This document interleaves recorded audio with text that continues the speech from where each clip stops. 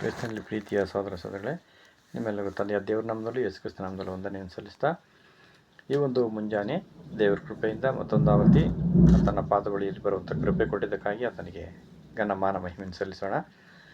ಈ ದಿನದ ಪರಲೋಕ ಮನ್ನವನ್ನು ಧ್ಯಾನ ಮಾಡೋಣ. ಅಕ್ಟೋಬರ್ 15ನೇ ತಾರೀಕು. ನಿಮಗೆ ದೇವರಲ್ಲಿ ನಂಬಿಕೆ ಇರಲಿ. ಮಾರ್ಕನು ಬರೆದಂಥ ಸುವಾರ್ತೆ 11ನೇ ಅಧ್ಯಾಯ 22ನೇ ವಚನ. ಇದರ ಸಾರಾಂಶ: ನಾವು ಕ್ರಿಸ್ತನ ಹಿಂಬಾಲಕರಾದ ಮೇಲೆ ನಮ್ಮ ದಿನನಿತ್ಯದ ಅನುಭವಗಳಿಂದ ನಮಗೆ ತಿಳಿಯುವುದೇನೆಂದರೆ, ಒಂದು ಅದೃಷ್ಟವಾದಂಥ ಶಕ್ತಿ ನಮ್ಮನ್ನು ನಡೆಸಿ ಕಾಪಾಡುತ್ತಾ ಇದೆ. ಮಾತ್ರವಲ್ಲದೆ ಇದು ನಮ್ಮ ಅನುಭವಕ್ಕೂ ಬಂದಿದೆ. ಇವುಗಳಿಂದಾಗಿ ನಾವು ಕ್ರಿಸ್ತನ ಪಾಠಶಾಲೆಯಲ್ಲಿ ಒಳ್ಳೆಯ ವಿದ್ಯಾರ್ಥಿಗಳಾಗಿ ಆತನಲ್ಲಿ ಕಲಿತುಕೊಂಡು ಆತ್ಮದ ಕೃಪಾಗುಣಗಳಲ್ಲಿ ಹೆಚ್ಚಾದ ಅಭಿವೃದ್ಧಿಯನ್ನು ಹೊಂದುತ್ತಾ, ಮುಖ್ಯವಾಗಿ ಹೆಚ್ಚಾದ ನಂಬಿಕೆಯಲ್ಲಿ ಅಭಿವೃದ್ಧಿ ಹೊಂದುವವರಾಗಿದ್ದೇವೆ. ನಂಬಿಕೆ ಎನ್ನುವುದು ಎಷ್ಟು ಪ್ರಾಮುಖ್ಯವಾದದ್ದು ಎಂಬುದನ್ನು ಈಗ ನಾವು ಪ್ರಶಂಸಿಸಲಾರೆವು. ಈ ಒಂದು ಗುಣವನ್ನು, ಅಂದರೆ ನಂಬಿಕೆಯನ್ನು, ಕರ್ತನು ತನ್ನ ಹಿಂಬಾಲಕರಲ್ಲಿ ನಿರೀಕ್ಷಿಸುವನಾಗಿದ್ದಾನೆ. ಹೀಗಿರುವಲ್ಲಿ ನಮ್ಮಲ್ಲಿರುವಂಥ ನಂಬಿಕೆಯು ಎಷ್ಟರ ಮಟ್ಟಿಗೆ ಇದೆಯೋ ಅಷ್ಟರ ಮಟ್ಟಿಗೆ ನಾವು ನಮಗೆ ಒದಗಿ ಬರುವ ಸಂಕಟಗಳಲ್ಲಿಯೂ ಸಹ ಸಂತೋಷ ಪಡುತ್ತೇವೆ. ನಾವು ಸಂಕಟದಲ್ಲಿ ಸಂತೋಷ ಪಡುವುದು ಅಸಾಧ್ಯ, ಆದರೂ ನಂಬಿಕೆಗೆ ಹೊಂದಿಕೊಂಡಿರುವಂಥ ಈ ಯೋಜನೆ ವಿಷಯವಾಗಿ ಸಂತೋಷಿಸಬಹುದಾಗಿದೆ. ಹೇಗೆಂದರೆ, ಈ ಸಂಕಟಗಳು ನಮಗೆ ಹಗುರವಾಗಿ ಕಂಡು ಮುಂದಿನ ಜೀವನದಲ್ಲಿ ನಿರಂತರವಾದ ಹೆಚ್ಚಿನ ಮಹಿಮೆಯನ್ನು ಹೊಂದಲಿಕ್ಕೆ ಕಾರ್ಯ ಸಾಧಿಸುತ್ತದೆ. ಕ್ರಿಸ್ತ ನಂಬಿಕೆ ಎಂಬುದು ಒಂದು ವ್ಯಕ್ತಿ ಅಥವಾ ಒಂದು ವಸ್ತುವಿನ ಮೇಲೆ ನಾವು ಮಾನಸಿಕವಾಗಿ ಮೆಚ್ಚುಗೆ ವ್ಯಕ್ತಪಡಿಸುವುದು ಹಾಗೂ ಅವುಗಳ ಮೇಲೆ ನಾವು ನಮ್ಮ ಹೃದಯವನ್ನು ಆಧಾರಗೊಳಿಸುವುದು ಆಗಿದೆ. ಕ್ರಿಸ್ತಿಯ ನಂಬಿಕೆ ಎನ್ನುವುದು ದೇವರು ಮತ್ತು ಕ್ರಿಸ್ತನ ಮೇಲೆ ನಾವು ಮಾನಸಿಕವಾಗಿ ಮೆಚ್ಚುಗೆ ವ್ಯಕ್ತಪಡಿಸಿ ಹೃದಯಪೂರ್ವಕವಾಗಿ ಅದರ ಮೇಲೆ ಭರವಸೆ ಇಡುವುದಾಗಿದೆ. ಇವರು ದೈವೋಕ್ತಿಗಳಲ್ಲಿ ತೋರಿಸಿರುವ ರೀತಿಯಲ್ಲಿ ನಂಬಿಕೆಯನ್ನು ದೇವರ ಮೇಲೆಯೂ ಕ್ರಿಸ್ತನ ಮೇಲೆ ಇಟ್ಟಿದ್ದಾರೆ. ಅಂದರೆ ಅವರ ವ್ಯಕ್ತಿತ್ವಗಳು, ಗುಣಗಳು, ಮಾತುಗಳು ಮತ್ತು ಕೃತಿಗಳಲ್ಲಿ ನಂಬಿಕೆ ಇಟ್ಟಿರುವುದು ಎಂದು. ಈ ರೀತಿ ನಾವು ದೇವರ ಮೇಲೆ, ಕ್ರಿಸ್ತನ ಮೇಲೆ ಸಂಪೂರ್ಣ ನಂಬಿಕೆ ಇಡುವಂತೆ ಈ ವಿಷಯಗಳು ನಮಗೆ ಭರವಸೆಯನ್ನು ಮೂಡಿಸಿವೆ. ಆದ್ದರಿಂದ ಕ್ರಿಸ್ತನಲ್ಲಿ ಪ್ರೀತಿಯ ಸಹೋದರ ಸಹೋದರಗಳೇ, ಈ ಒಂದು ಮಾರ್ಕನು ಬರೆದಂಥ ಸುವಾರ್ತೆಯಲ್ಲಿ ಈ ಒಂದು ಮಾತನ್ನು ನಾವು ನೋಡ್ತೀವಿ.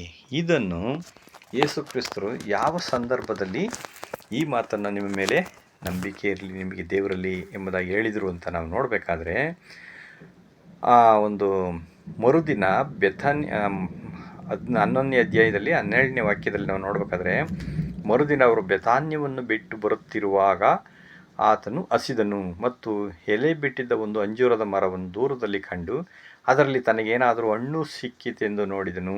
ಹತ್ತಿರಕ್ಕೆ ಬಂದಾಗ ಅದರಲ್ಲಿ ಎಲೆಗಳನ್ನೇ ಹೊರತು ಮತ್ತೇನು ಕಾಣಲಿಲ್ಲ. ಅದರಲ್ಲಿ ಎಲೆಗಳು ಮಾತ್ರನೇ ಇದ್ದವು. ಅದು ಅಂಜೂರ ಹಣ್ಣಿನ ಕಾಲವಲ್ಲ. ಆಗ ಯೇಸು ಆ ಮರಕ್ಕೆ, ಇನ್ನು ಮೇಲೆ ಒಬ್ಬರು ನಿನ್ನಲ್ಲಿ ಹಣ್ಣನ್ನು ಎಂದಿಗೂ ತಿನ್ನದ ಹಾಗಿರಲಿ ಎಂದು ಹೇಳಿದನು. ಅಂದರೆ ಶಾಪ ಹಾಕ್ತಾರೆ. ಆ ಶಿಷ್ಯರು ಅದನ್ನು ಕೇಳ್ಕೊಳ್ತಾರೆ. ನೋಡಿ, ಆ ಒಂದು ಅಂಜೂರದ ಮರಕ್ಕೆ ಏನು ಮಾಡ್ತಾರೆ ಅಂದರೆ, ಇನ್ಮೇಲೆ ನಿನ್ನಲ್ಲಿ ಯಾರು ಫಲ ಕೊಡದಲ್ಲೇ ಇದ್ದುಬಿಡಲಿ ಅಂತ ಹೇಳ್ತಾರೆ. ಇದು ಅಂಜೂರದ ಮರ. ಆತ್ಮಿಕವಾಗಿ ನಾವು ಇದು ಒಂದು ಸಾಂಕೇತಿಕ ಭಾಷೆಯಲ್ಲಿದ್ದಾರೆ. ಆದ್ದರಿಂದ ಅಂಜೂರದ ಮರ ಅಂದರೆ ಇಸ್ರೇಲ್ ಜನಾಂಗ. ಯೇಸು ಕ್ರಿಸ್ತರು ಮೊದಲನೇ ಬರುವಿಕೆಯಲ್ಲಿ ಆ ಅಂಜೂರದ ಮರ ಅಂತಂದರೆ ಇಸ್ರೇಲ್ ಜನಾಂಗದಲ್ಲಿ ಫಲಗಳನ್ನು, ಅಂದರೆ ಒಳ್ಳೆಯ ಗುಣ ಇರುವಂಥ ವ್ಯಕ್ತಿಗಳನ್ನು ಅವ್ರು ಏನು ಮಾಡಿದ್ರು, ದೇವರಲ್ಲಿ ಭಯಭಕ್ತಿ ಇರುವಂಥವ್ರನ್ನ, ನಿರೀಕ್ಷೆ ಇಟ್ಟಂಥವ್ರನ್ನ, ನಂಬಿಗಸ್ತರನ್ನ ಎದುರು ನೋಡಿದ್ರು. ಅದು ಹಣ್ಣು ಅಂದರು, ಫಲಗಳು ಸಿಕ್ಕಲಿಲ್ಲ ಅವರಿಗೆ.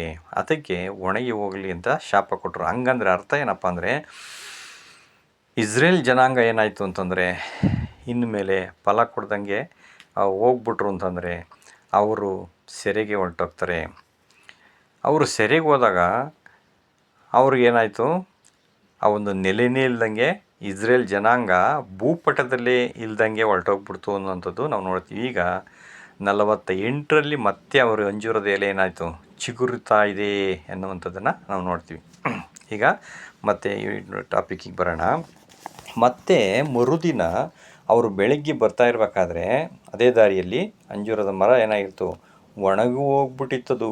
ಒಣಗಿ ಹೋದಾಗ ಶಿಷ್ಯರು ಕೇಳ್ತಾರೆ, ಸ್ವಾಮಿ ನೀನು ಹೇಳಿದ್ರಲ್ಲ ನೋಡಿ ಆ ಮರ ಒಣಗಿ ಹೋಯ್ತು ಅಂತ ಕೇಳುವಾಗ ಅದಕ್ಕೆ ಯೇಸು ಕ್ರಿಸ್ತ ಹೇಳ್ತಾರೆ, ನಿಮಗೆ ದೇವರ ಮೇಲೆ ನಂಬಿಕೆ ಇರಲಿ. ಅಂದರೆ ಅರ್ಥ ಏನಪ್ಪ ಅಂದರೆ, ನೀವು ನಂಬಿಕೊಂಡು ಏನೇ ಹೇಳಿದ್ರು ಅದಾಗ್ಬಿಡುತ್ತೆ ಅಂತಂದರೆ, ಲೌಕಿಕವಾದಂಥ ವಿಷಯಗಳ ಬಗ್ಗೆ ಎಲ್ಲ ಆತ್ಮಿಕವಾದಂಥ ವಿಷಯಗಳ ಬಗ್ಗೆ ಮಾತಾಡ್ತಾರೆ.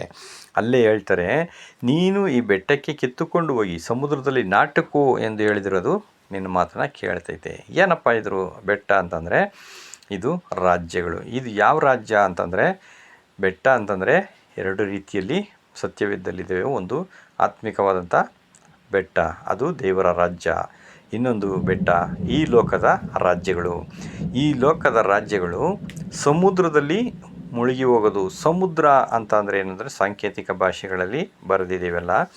ಸಮುದ್ರ ಎಂದರೆ ಜನಗಳು. ಸತ್ಯವೇದದಲ್ಲಿ ಅದೆಲ್ಲ ಕೋಡ್ಗಳ ಮುಖಾಂತರ ಬರೆದಿದೆ. ಆದ್ದರಿಂದ ಈ ಜನಗಳಲ್ಲಿ ಈ ರಾಜ್ಯಗಳೆಲ್ಲ ಹೋಗಿ ಲೀನವಾಗಿ ಹೋಗ್ಬಿಡ್ಲಿ, ಮುಳುಗೋಗ್ಬಿಡ್ಲಿ, ಇಲ್ದಲೇ ಹೋಗ್ಬಿಡ್ಲಿ ಅಂತ ಹೇಳಿದ್ರು ಸಹಿತ ಅದು ನೆರವೇರ್ತಾರೆ. ಅಂದರೆ ನಂಬಿಕೆಯಿಂದ ನಾವು ಪ್ರಾರ್ಥನೆ ಮಾಡಿದರೆ ಖಂಡಿತ ಒಂದು ದಿನ ಫಲ ಸಿಗುತ್ತೆ. ಇದಕ್ಕೆ ಉದಾಹರಣೆಯಾಗಿ ಯೇಸು ಕ್ರಿಸ್ತರು ಶಿಷ್ಯರು ನಮಗೆ ಪ್ರಾರ್ಥನೆ ಮಾಡೋದನ್ನು ಕಲಿಸ್ಕೊಡು ಅಂತ ಕೇಳಿದಾಗ ಇದೇ ಮಾತನ್ನು ಅವ್ರು ಹೇಳ್ತಾರೆ. ಪರಲೋಕ ತಂದೆಯ ಪ್ರಾರ್ಥನೆಯನ್ನು ನಾವೆಲ್ಲರೂ ಕೇಳಿದ್ದೀವಿ. ಅಲ್ಲಿ ಹೇಳ್ತಾರೆ, ಅವತ್ತಿನಿಂದನೂ ನಾವು ಏನು ಮಾಡ್ತಾಯಿದ್ದೀವಿ, ನಿನ್ನ ರಾಜ್ಯ ಬರಲಿ, ನಿನ್ನ ರಾಜ್ಯ ಬರಲಿ ಅಂತ ಎಲ್ಲರೂ ನಂಬಿಕೆಯಿಂದ ಪ್ರಾರ್ಥನೆ ಮಾಡ್ತಾರೆ. ಆದರೆ ಅದು ಬಂತ ಅಂದರೆ ಇನ್ನೂ ಬಂದಿಲ್ಲ. ಕಾರಣ ಅದಕ್ಕೆ ಒಂದು ಸಮಯವನ್ನು ಇಟ್ಟಿದ್ದಾರೆ. ಆ ರಾಜ್ಯ ಬರುತ್ತೆ ಆ ಸಮಯದಲ್ಲಿ. ಆದ್ದರಿಂದ ನಂಬಿಕೆಯಿಂದ ನಾವು ಪ್ರಾರ್ಥನೆ ಮಾಡುವಾಗ ತಕ್ಷಣ ಫಲ ಕೊಡದೇ ಇರ್ಬೋದು, ಆದರೆ ಖಂಡಿತ ಫಲ ಒಂದಲ್ಲ ಒಂದು ದಿನ ಸಿಗುತ್ತೆ ಎನ್ನುವಂಥದ್ದು ಈ ಮಾತಿನ ಅರ್ಥ. ಆದ್ದರಿಂದ ನೆಕ್ಸ್ಟು ನಾವು ಇನ್ನೇನಪ್ಪ ನೋಡ್ಬೋದು ಅಂತಂದರೆ, ನಮ್ಮ ಕಷ್ಟಗಳಲ್ಲಿ, ಚಿಂತೆಗಳಲ್ಲಿ, ಅನೇಕ ವಿಷಯಗಳಲ್ಲಿ ನಮಗೆ ಯಾರಾದರೂ ತುಂಬ ಇಷ್ಟ ಆದಂಥವ್ರು ಸತ್ತೋದಾಗ ಅಥವಾ ಕೈ ಬಿಟ್ಟು ಹೋದಾಗ, ದೂರ ಆದಾಗ ನಮಗೇನಾಗ್ತದೆ, ಭಯ ಆಗುತ್ತೆ. ನಮಗೆ ಇನ್ಯಾರಪ್ಪ ಗತಿ, ಇನ್ಯಾರು ನಾವು ನಂಬೋಣ ಅಂತಂದಾಗ ಇದಕ್ಕೆ ನಾವು ಉದಾಹರಣೆಯನ್ನು ನೋಡಬೇಕಾದ್ರೆ, ಯೆಹೋಶುವನು ಬರೆದಂಥ ಪತ್ರಿಕೆಯಲ್ಲಿ ಧರ್ಮೋಪದೇಶ ಕಾಂಡ ಆದಮೇಲೆ ಬರುತ್ತೆ. ಅಲ್ಲಿ ಹೇಳ್ತಾರೆ, ಯೆಹೋಶುವ ಪುಸ್ತಕ 1ನೇ ಅಧ್ಯಾಯ 3ನೇ ವಾಕ್ಯದಲ್ಲಿ ದೇವರು ಹೇಳ್ತಾರಲ್ಲಿ, ಮೋಶೆ ತೀರ್ಕೊಂಬಿಟ್ಮೇಲೆ ಯೆಹೋಶುವ ಏನಾಗ್ತಾರೆ, ತುಂಬ ಭಯದಿಂದ ಇರ್ತಾರೆ. ನಾನೀಗ ಇಸ್ರೇಲ್ ಜನಗಳನ್ನು ನಡೆಸಬೇಕು, ಹೆಂಗೆ ನಡೆಸೋದು ದೇವರೇ, ಏನಪ್ಪ ಗತಿ ಅಂತ ಭಯ ಮನಸ್ಸಿನಲ್ಲಿ ಬಂದಿರಬೇಕಾದಾಗ ಆಗ ದೇವರು ಹೇಳ್ತಾರೆ, ಬಂದು ಆತನಿಗೆ, ನಾನು ಮೋಶೆಯ ಸಂಗಡ ಇದ್ದ ಹಾಗೆ ನಿನ್ನ ಸಂಗಡಲೂ ಇರುವೆನು, ನಿನ್ನನ್ನು ಕೈ ಬಿಡುವುದಿಲ್ಲ, ತೊರೆಯುವುದಿಲ್ಲ, ಸ್ಥಿರಚಿತ್ತನಾಗಿರು, ಧೈರ್ಯವಾಗಿರು. ನೋಡು, ಅವನಿಗೆ ಭಯ ಪಟ್ಟಿದ್ದ, ಅದಕ್ಕೆ ನೀನು ಹೆದರ್ಕೊಳ್ಬೇಡ, ಧೈರ್ಯವಾಗಿರಲಿ, ನಾನು ನಿನ್ನ ಜೊತೆ ಇರ್ತೀನಿ ಅನ್ನುವಂಥ ಒಂದು ಭರವಸೆಯ ಮಾತುಗಳನ್ನು ಅವ್ರೇನು ಮಾಡ್ತಾರೆ, ಹೇಳ್ತಾರೆ. ಆವಾಗ ಧೈರ್ಯ ಬರುತ್ತೆ. ಅದಕ್ಕೆ ನಮಗೇನಾಗುತ್ತೆ ಅಂದರೆ, ಇಂಥ ಒಂದು ಸಂದರ್ಭಗಳಲ್ಲಿ ಬರುವಾಗ ನಮಗೆ ದೇವ್ರ ಮೇಲೆ ನಂಬಿಕೆಯನ್ನು ಇಡಬೇಕು. ಆವಾಗ ಅವರು ನಮ್ಮನ್ನು ಯಾವತ್ತೂ ಕೈ ಬಿಡೋದಿಲ್ಲ. ಅಲ್ಲೇ ನೆಕ್ಸ್ಟ್ 1:9 ನಾವು ನೋಡ್ತೀವಿ, ನಾನು ನಿನಗೆ ಆಜ್ಞಾಪಿಸಿದ್ದನ್ನೆಲ್ಲ ಸ್ಥಿರಚಿತ್ತನಾಗಿರು, ಧೈರ್ಯದಿಂದರು, ನಾನು ನಿನ್ನ ಹೋಗುವಾಗಲೆಲ್ಲ ನಿನ್ನ ಸಂಗಡ ಜೊತೆಯಲ್ಲಿ ಇರ್ತೀನಿ ಅಂತ ಹೇಳ್ತಾರೆ. ನೋಡಿದ್ರೆ ಎಂಥ ಒಂದು ಭರವಸೆಯ ಮಾತುಗಳು. ಅದರಿಂದ ನಾವೇನು ಮಾಡಬೇಕು, ದೇವ್ರ ಮೇಲೆ ನಂಬಿಕೆಯನ್ನು ಇಡುವಂಥದ್ದು ತುಂಬ ಮುಖ್ಯವಾಗ್ತದೆ.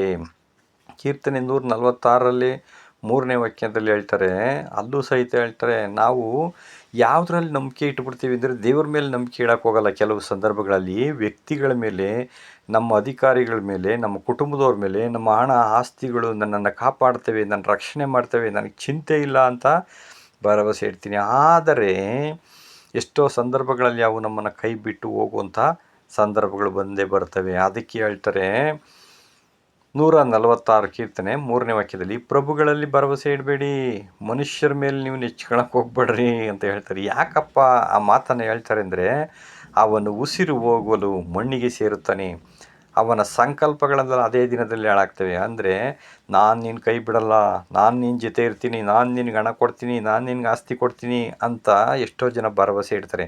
ಅದು ಈಡೇರ್ತವ ಅಂದರೆ ಈಡೇರಲ್ಲ. ಕಾರಣ ದೇವರು ಅವರ ಉಸಿರನ್ನು ತೆಗೆದ್ರೆ ಆ ದಿನದಲ್ಲಿ ಅವನ ಸಂಕಲ್ಪಗಳೆಲ್ಲ, ಅವ್ರು ಏನೇನು ಭರವಸೆ ಕೊಟ್ಟಿದ್ದು ಅದೆಲ್ಲ ಹೊರಡು. ಆದರೆ ನಮ್ಮ ದೇವರ ಮೇಲೆ ಭರವಸೆ ಇಟ್ಟರೆ ಅವರು ಯಾವತ್ತೂ ಕೈ ಬಿಡೋದಿಲ್ಲ. ಯುಗದ ಸಮಾಪ್ತಿವರೆಗೂ ನಾನು ನಿಮ್ಮ ಜೊತೆ ಇರ್ತೀನಿ ಅಂತ ವಾಗ್ದಾನ ಮಾಡಿದ್ದಾರೆ. ಅಷ್ಟು ಮಾತ್ರ ಅಲ್ಲದೆ ಆತನ ಕೃಪೆ ಶಾಶ್ವತವಾಗಿರುವಂಥದ್ದು, ನಿತ್ಯ ನಿರಂತರ, ಭೂತ ವರ್ತಮಾನ ಭವಿಷ್ಯತ್ ಕಾಲಗಳಲ್ಲಿ ಇರ್ತಾರೆ. ಆತನ ದಯ ದೊಡ್ಡ ಗುರಾಣಿಯಂತೆ ಇರುತ್ತದೆ.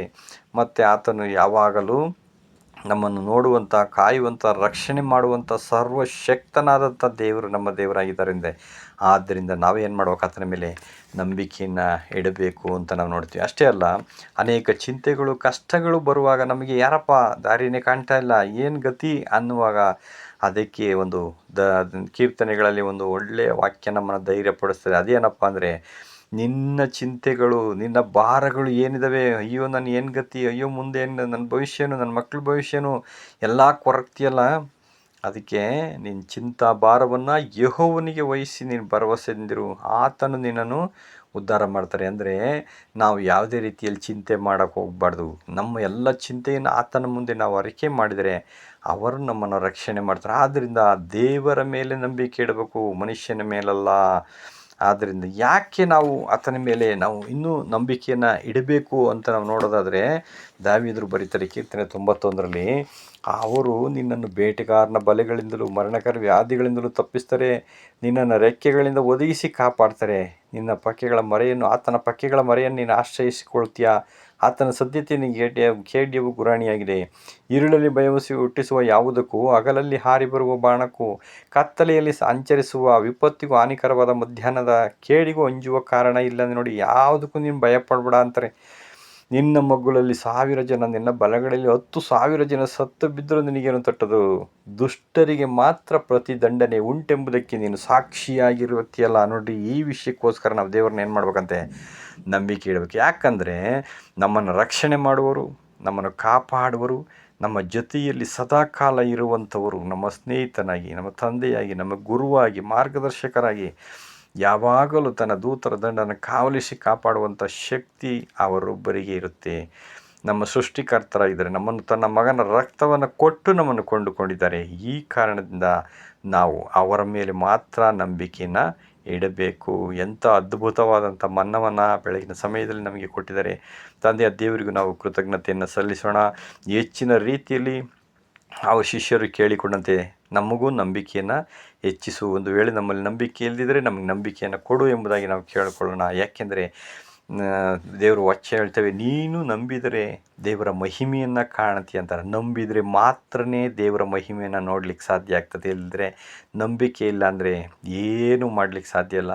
ಆದ್ದರಿಂದ ಸಹೋದರ ಸಹೋದರಿಗಳೇ, ನಾವು ದೇವ್ರ ಮೇಲೆ ನಂಬಿಕೆ ಇಡೋಣ, ಭರವಸೆ ಇಡೋಣ. ಬೇರೆ ಯಾರ ಮೇಲೂ, ಯಾವ ವಸ್ತುಗಳ ಮೇಲೂ ನಂಬಿಕೆ ಇಡೋದು ಬೇಡ. ಯಾಕೆಂದರೆ ಒಂದಲ್ಲ ಒಂದು ದಿವಸ ಎಲ್ಲವೂ ನಮ್ಮನ್ನು ಕೈ ಬಿಟ್ಟು ಹೋಗ್ತವೆ. ದೇವರು ಮಾತ್ರ ನಿತ್ಯ ನಿರಂತರ ಶಾಶ್ವತವಾಗಿದ್ದಾರೆ.